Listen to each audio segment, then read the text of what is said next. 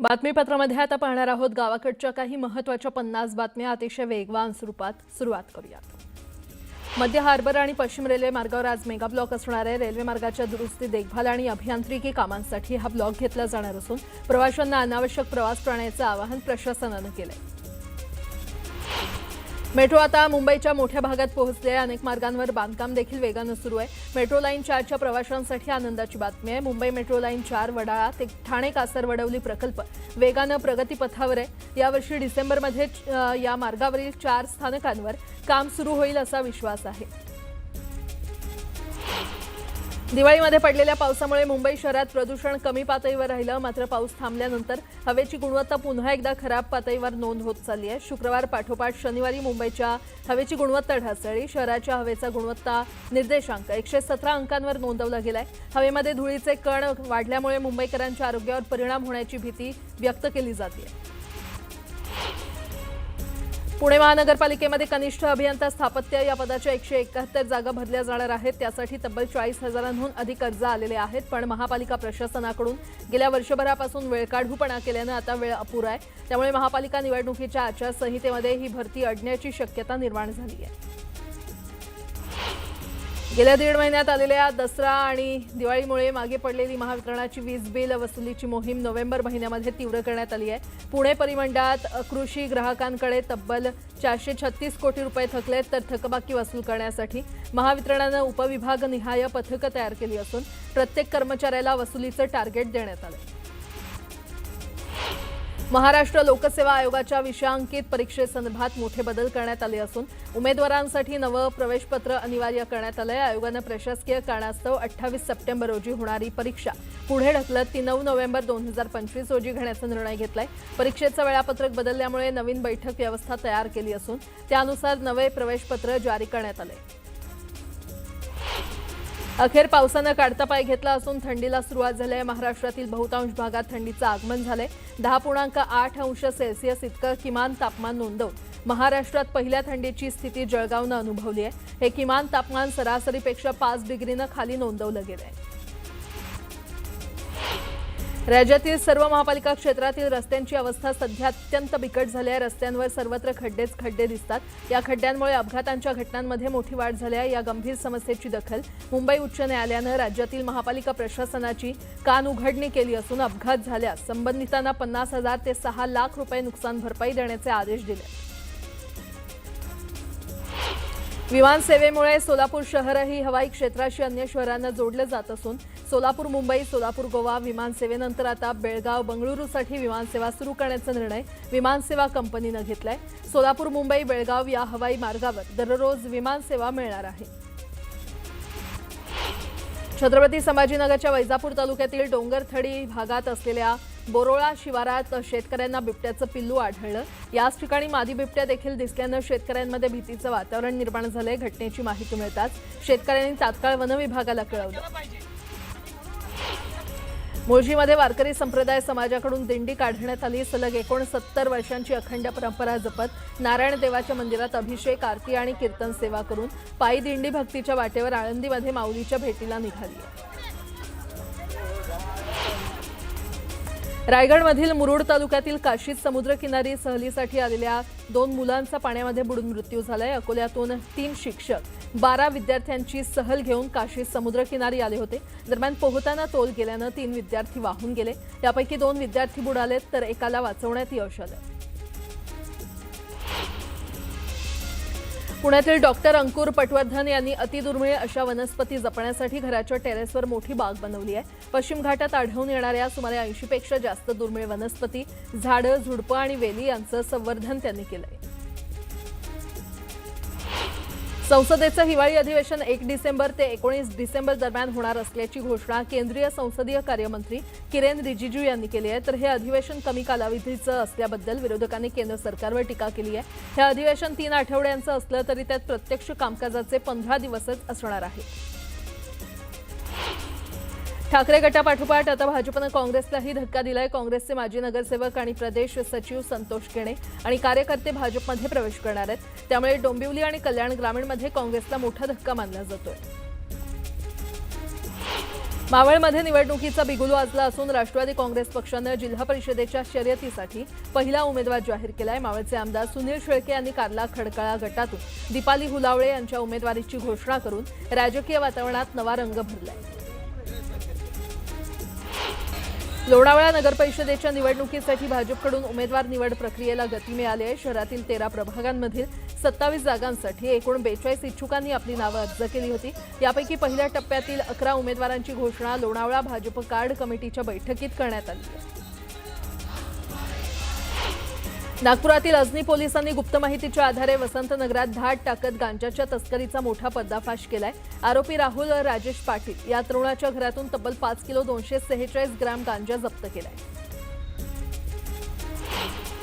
MIDC, CIDCO आणि महानगरपालिका या तीनही यंत्रणांकडून वसूल होणारे ट्रान्सफर चार्जेस लवकरच पुनर्विचारात घेतले जाणार आहेत। संस्थांकडून नाममात्र शुल्क आकारण्याची मागणी केली आहे, त्यामुळे नवी मुंबईतील स्वयंनिर्मित पुनर्विकासाचा मार्ग मोकळा होणार असल्याची माहिती भाजप नेते प्रवीण दरेकर यांनी दिली आहे।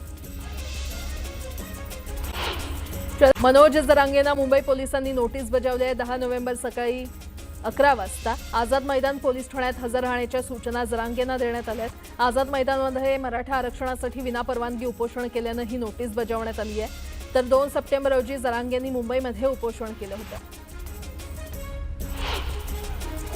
जरांगे यांचा नार्को टेस्टच्या परवानगीकरता एसपींकडे अर्ज करण्यात आलाय। जरांगेंच्या शिष्टमंडळानं पोलीस अधीक्षकांना अर्ज दिला असून धनंजय मुंडेंच्या नार्को टेस्टची मागणी केली आहे।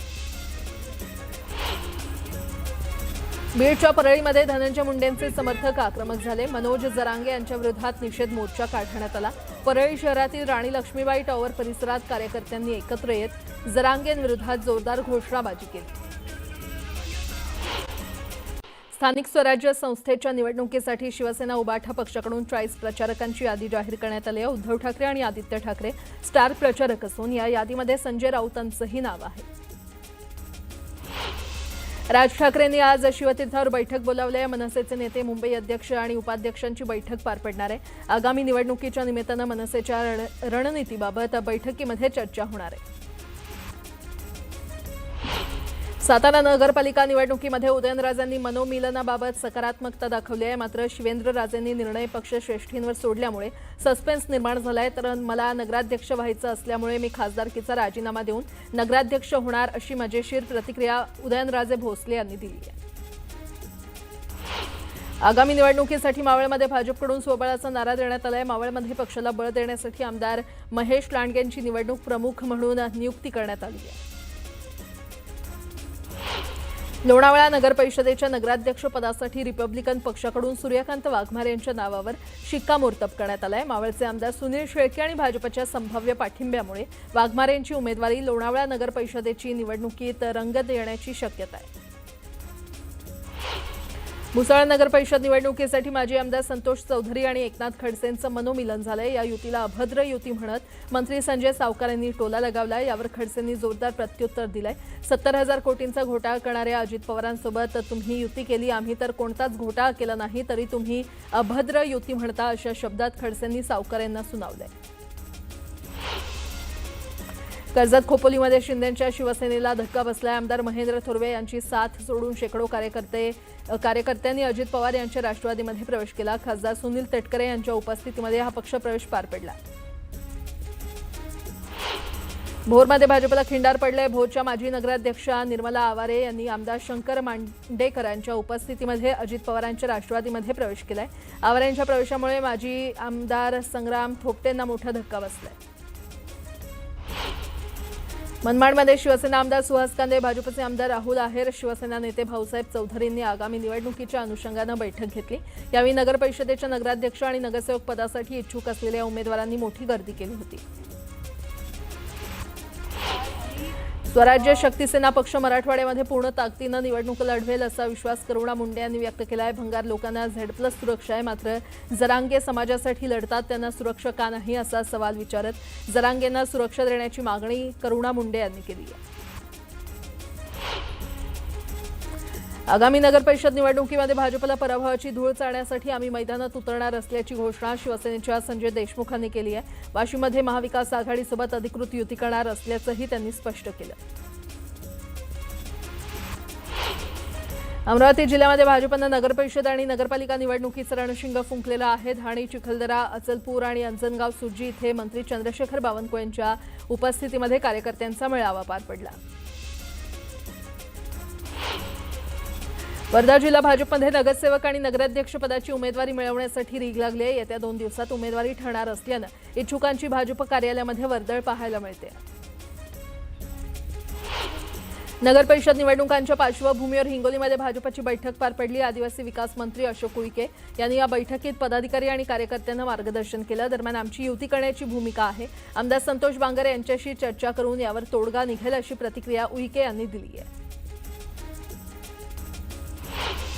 कुपर रुग्णालयामध्ये रुग्णाच्या नातेवाईकांनी डॉक्टरला मारहाण केली होती। या घटनेविरोधात सर्व डॉक्टरांनी आंदोलन पुकारले। अत्यावश्यक सेवा वगळता सर्व काम बंद ठेवण्यात आलं। जोपर्यंत डॉक्टरांना राज्य दलाची सुरक्षा मिळत नाही तोपर्यंत आंदोलन सुरूच ठेवण्याचा इशारा डॉक्टरांनी दिलाय। कोल्हापूरच्या शिरोळ तालुक्यामध्ये गेल्या महिन्याभरापासून सुरू असलेल्या ऊसदर आंदोलन हे अधिक तीव्र झालंय। दत्तसागर कारखान्यानं मागणीप्रमाणे ऊसाला दर दिलाय, मात्र स्वाभिमानीनं दर नाकारत ऊसतोड बंद ठेवण्याचा इशारा दिला। यावरून कारखाना समर्थक आणि आंदोलकांमध्ये वाद झाला। जळगावच्या भुसावळ तालुक्यातील तायडे कुटुंबानं जमीन परत करण्याची मागणी केली आहे। साखर कारखाना सुरू करण्यासाठी कवडीमोल भावात एकनाथ खडसेंनी जमीन मागितल्याचा आरोप करत जिल्हाधिकारी कार्यालयासमोर रिपाईच्या वतीनं आंदोलन करण्यात आलं। पार्थ पवार प्रकरणी आंबेडकरी चळवळीच्या कार्यकर्त्यांकडून उपमुख्यमंत्री अजित पवारांच्या पुण्यातील राष्ट्रवादीच्या पक्ष कार्यालयाबाहेर आंदोलन करण्यात आलं। यावेळी जमीन गैरव्यवहार प्रकरणी कार्यकर्त्यांनी अजित पवारांविरोधात जोरदार घोषणाबाजी केली।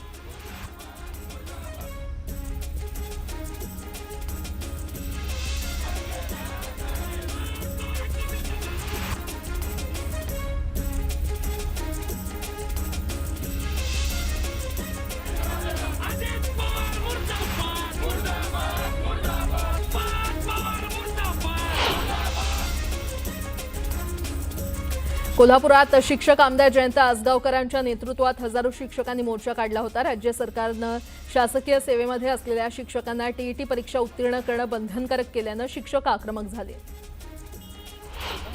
ओंकार हत्तीजवळ फटाके वाजवल्याचा प्रकार समोर आला होता। याबाबत वन विभागानं प्रसिद्धपत्र जाहीर करत खुलासा दिलाय।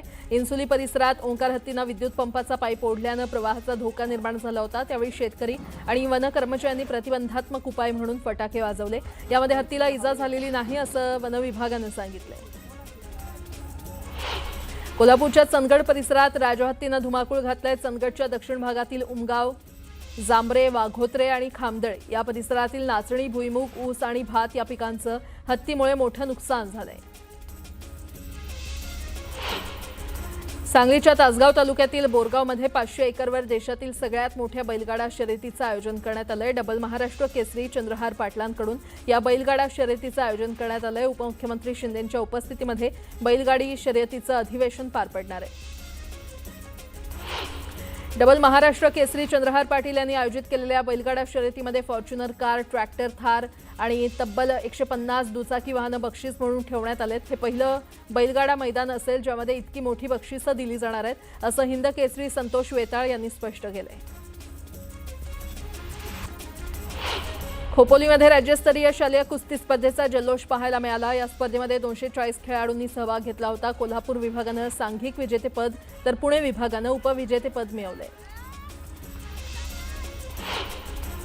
कराड शहरात उत्तरालक्ष्मी महोत्सव आयोजित करण्यात आला। महोत्सवात 150हून अधिक बचत गटांकडून स्टॉल उभारण्यात आले। या महोत्सवाचं उद्घाटन सामाजिक कार्यकर्ते रणजित पाटील यांनी केले।